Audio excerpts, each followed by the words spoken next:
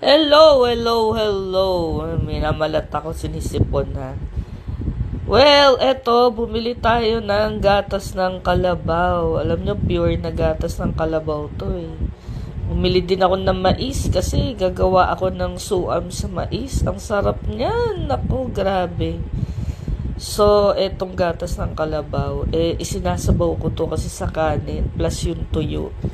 Dahil kinakain namin yan nung bata pag umaga. Pure to na gatas ng kalabaw. Yung mga taga Marikina dito pa humahango pala sa San Mateo. Para lang itinda doon. So, dito sa may highway, yan, dyan nabibili. Itong pure na gatas ng kalabaw. Alam nyo bang 30 ang kalabaw nila na ginagatasan? Puro yan na gatas. Mainit-init pa minsan pagka ano. So, ayan. Isasabaw sa kanin. Siyempre,